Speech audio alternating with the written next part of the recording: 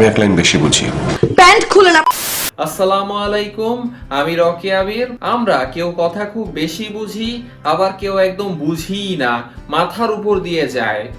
যে বেশি বুঝে সে বেশিও বলে। তাকে যদি বলা হয় সে এক লাইন বেশি বুঝে, তাহলেও ভুল হবে না। সেই এক লাইন বেশি বুঝা মানুষটাকে নিয়ে আজকের এই ভিডিও। সো শুরু করা যাক।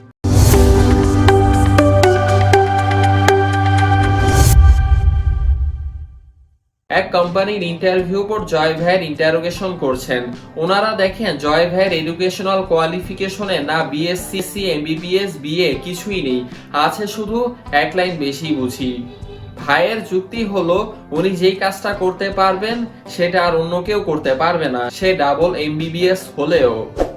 কোম্পানি তো আর ওনার মুখের কথা কখনোই বিশ্বাস করবে না, তাই বোর্ডের এক এক মেম্বার ওনাকে এক এক কঠিন প্রশ্ন করতে থাকে। যেমন, কুমিল্লার রসমালাই কেন বিখ্যাত? আপনার দাদার দাদার দাদার দাদার দাদা আপনার কে হন? ভাই সকল প্রশ্নের উত্তর সঠিকভাবে জবাব দেন। সর্বশেষ ওনাকে যেই কঠিন প্রশ্নটা করা হয় সেটি হলো, পুকুর চোর এবং ডাকাত কে বেশি অপরাধী? নিশ্চয়ই পুকুর চোর, কারণ পুকুর চোর যে চুরিটা করে সেটা মাপা যায় না। ডাকাতের ডাকাতির একটা সীমা থাকে, পুকুর চোরের কোনো সীমা থাকে না। এটা ইউনিভার্সাল ট্রুথ যে ডাকাতের একটা সীমা আছে, এত এত টাকা চুরি করছে। কিন্তু পুকুর চোরের কোনো সীমাই নাই, সে থাকে ধারাছোঁয়ার বাহিরে, কখনো বুক ফুলিয়ে সামনে থেকে চুরি করে।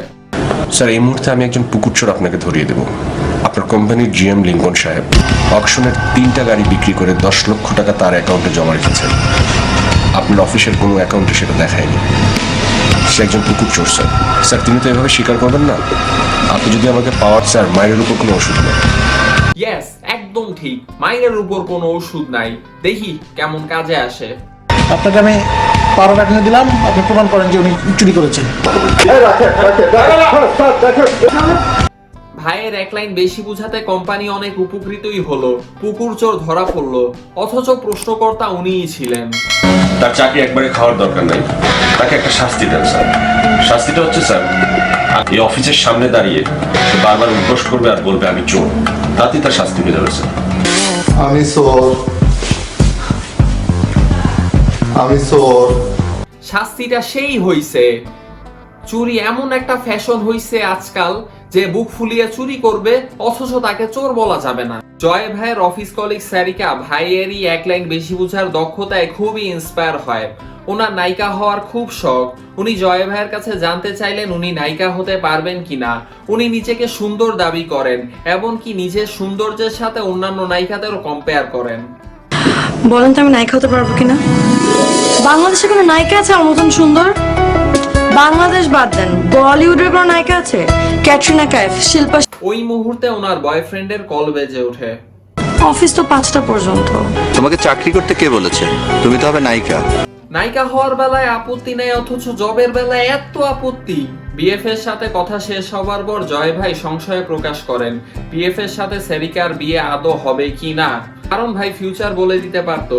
উনি এটাও জানিয়ে দেন যে আজ সন্ধ্যায় উনি দেখতে পাবেন যে এক ছেলেকে ওর বাবাকে বিয়ের প্রস্তাব দিচ্ছে একটা ডায়মন্ডের রিং দিয়ে। এমন পাত্রকে কেই বা হাতছাড়া করতে চায়? আমারও তো সেই একই প্রশ্ন। জয় ভাই এটা থেকে বাঁচার একটা ওয়ে বলে দেয়। ছেলেটার সামনে গিয়ে ছেলেটাকে বলবেন তার প্যান্টটা খুলতে। কই কি? ছি ছি, এসব বিচ্ছিরি কথা কেন বলছেন? খোলানোর পর দেখবেন তার ঠিক হাঁটুর উপরে লেখা আই লাভ ইউ কোন একটা মেয়ের নাম। এই প্রেমের ছ্যাঁকা খাবার পর সে তার হাঁটুর উপরে ছুরি দিয়ে তার নাম লিখেছে। সারিকা এটা বিশ্বাস না করতে চাইলে উনি কোম্পানির এমডি স্যারের ভবিষ্যৎ বলে দেন যে উনি এখনই লিফটে উঠতে যে পা পিছলে পড়ে যাবেন। এটি দেখাতে ওনাকে নিয়েও যান এবং এটি সত্যও হয়।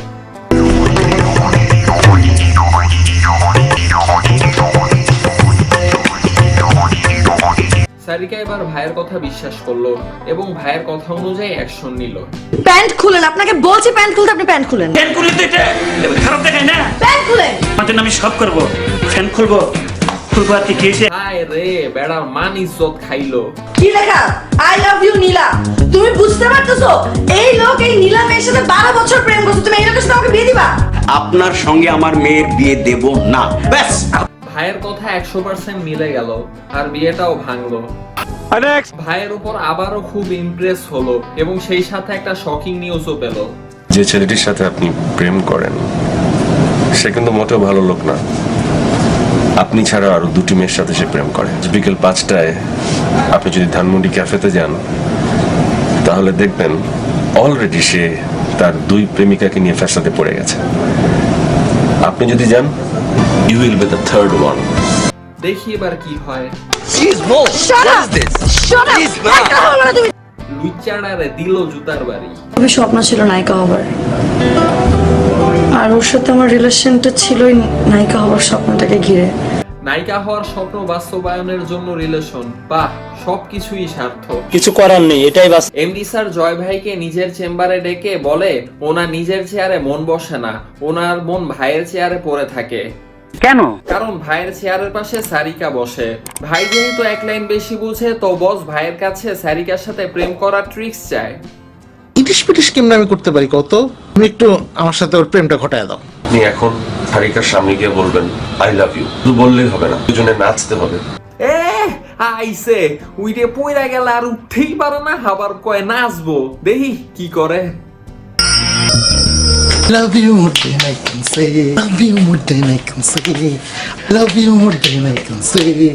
এই ঘটনায় সারিকা অফিসে আসা বন্ধ করে দেয়। ভাই ও এমডি স্যারকে ট্রিক্স বলে দেয় সারিকাকে আবার অফিসে ফিরিয়ে আনার। আজই আপনি সারিকাদের বাসায় যাবেন, অনবরত কাঁদতে থাকবেন। মনে হয় স্যার আপনি এইমাত্র জন্মগ্রহণ করেছেন।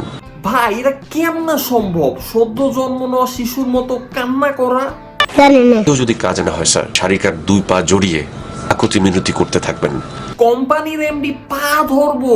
ভাই মান ইজ্জত কিছু থাকবো না। অনেক খারাপ হয়েছে। আচ্ছা ঠিক আছে স্যার, আমি কালকে থেকে অফিস যাব। নেক্সট স্টেপে ভাই স্যারকে বলে সারিকার জন্য ফিল্ম বানাতে হবে। স্যার প্রথমে মত না দিলেও পরবর্তীতে মত দেয় এবং সারিকাকে ডেকে ফিল্ম বানানোর প্রতিশ্রুতিও দেয়, যেখানে অভিনয় করবে শাকিব খান ও সারিকা।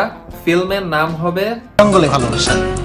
স্যারের ফিল্ম প্রডিউসটা সারিকা সন্দেহের চোখে দেখে, এর পিছনে কোনো না কোনো তো উদ্দেশ্য আছে।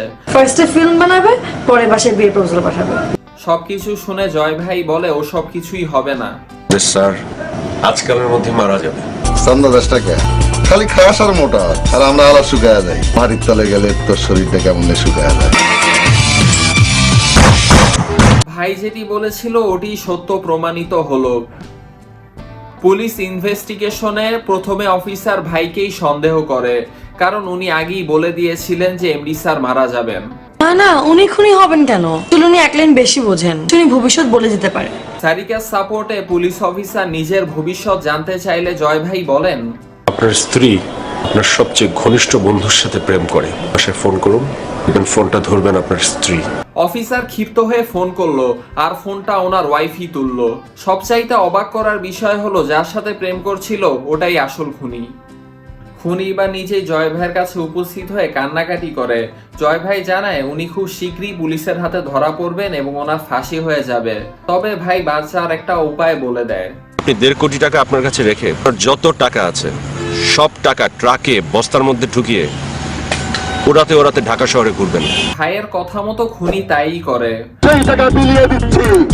শুধু সারিকার ফিল্মের জন্য 1.5 কোটি টাকা রেখে দেয়, নইলে ওটাও ফেলে দিতে বলতো।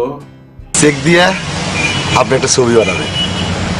টাকা আসলো হাতে, এবার আর ফিল্ম বানাইতে ঠেকায় কে? আমি তোমাকে ভালোবেসে ফেলেছি। সারিকা ইমপ্রেস হতে হতে ভাইয়ের পুরা প্রেমেই পড়ে যায়। আমি কিন্তু জানতাম তুমি আমার প্রেমে পড়ে যাবে। 1 লাইন বেশি বুঝা মানুষগুলো সাধারণ মানুষের থেকে আলাদা হয়। ভাইয়ের জীবনের কিছু কথা ছিল যেটা চিঠির মাধ্যমে সারিকার কাছে প্রকাশ করে। এবার শুনো আমার জীবনের কিছু কথা। 1 লাইন বেশি বোঝাটা আমার পেশা। কিছু আমি নিজে সত্যিই বুঝতে পারি। বেঁচে থাকার জন্য ঈশ্বর সবাইকেই কিছু না কিছু ক্ষমতা দেয়, আমাকেও দিয়েছেন এই 1 লাইন বেশি বোঝার ক্ষমতা। তবে পুরোটাই যে বুঝি তা না। আমাদের একটা চক্র আছে যারা এই নিয়ে কাজ করে। আগের থেকে প্রচুর তথ্য আমরা পেয়ে যাই। অনুমানের উপর ঢিল ছুরি, কখনো লেগে যায় কখনো লাগে না। তবে তোমার কাছে প্রতিবারই আমি জয়ী হয়েছি। আমাদের এই চক্রটা সবার নজরে পড়ে গেছে আর ঢাকা দিতে হবে। চলে যেতে হবে অন্য কোনো শহরে, অন্য কোনো বেশে, অন্য কোনো পেশায়। শহরে জীবিকার তাগিদে কত মানুষ কত কিছু করে, আমিও তাই করেছি। আগে তো বেঁচে থাকা, তারপরে না ভালোবাসা। যাক, নায়িকা হবার সুযোগ কিন্তু জীবনে বারবার আসবে না, কাজে লাগাও। অনেক বড় নায়িকা হও, লক্ষ লক্ষ মানুষ হয়ে যাক তোমার দিওয়ানা। লক্ষ মানুষের ভিড়ে হয়তো তোমার মনেই থাকবে না এই এক লাইন বেশি বোঝা সেন্টু মিয়াকে। আসলে গায়েবের বিষয় আল্লাহ ছাড়া কেউ জানে না। আমরা বিভিন্ন ডাটার উপর বেস করে প্রেডিক্ট করতে পারি, বাট রেজাল্ট কখনো অ্যাকুরেট হয় না, এর আশেপাশে হয়। সব প্রেডিকশন ট্রু না হয়েও ফলসও হয়, যেমন সিমসং কার্টুন। ভিডিও এখানে শেষ করছি। আল্লাহ হাফেজ।